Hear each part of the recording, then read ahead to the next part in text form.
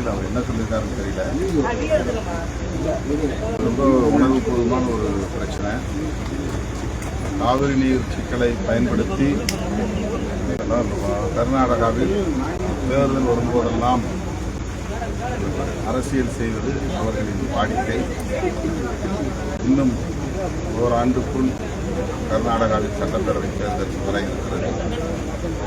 2028 தேர்தல் வர இருக்கிறது.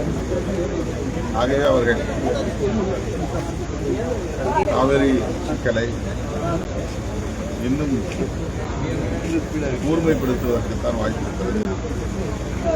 இவ்வாறான நிலையில் இந்திய பிரதமரை தமிழ்நாடு அரசின் சார்பில் சந்திக்க வேண்டியது மிக மிக இன்றியமையாத ஒரு தேவையாக இருக்கிறது.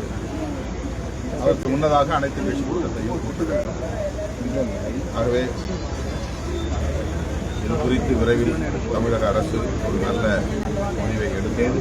இல்லை சார், அவரே சட்டமன்றத்தில் அது குறித்து விரிவாக பேசிட்டோம். அப்புறம் அனைத்து கட்சி கூட்டம் தேவையில்லைங்கிற கருத்தையும் நிர்மல்குமார் சொல்றாரு. அதுக்கு மேலே அவர் தான் பதில் இல்லை, தொடர்ச்சியா இந்த அரசனுடைய போக்கு ஒரு ஆளும் ஒன்றிய அரசு பாஜக அரசுக்கு சாதகமாக நீட் விவகாரமாகட்டும், தமிழ் தாய் வாழ்த்து இல்லை இதுல இல்லை சார் வச்சுக்கிட்டு நீங்க வந்து அப்படி ஒரு ரொம்ப சென்சிட்டிவான ஒரு பிரச்சனைங்கிறதுனால நிதானமாக அவங்க முடிவு எடுப்பாங்கன்னு நான் நினைக்கிறேன். அவர் வந்து நேரடியாக போய் கர்நாடக முதலமைச்சரை சந்திக்கணும்னு ஆசைப்பட்டார். அங்கே இருக்கக்கூடிய சூழல் இப்போ சரியாக இல்லை அப்படின்னு கர்நாடக முதலமைச்சர் சொல்லியிருக்கிறாரு. ஆனால் அடுத்த கட்டமாக அவங்க என்ன பண்ண போகிறாங்கிறத பொறுத்து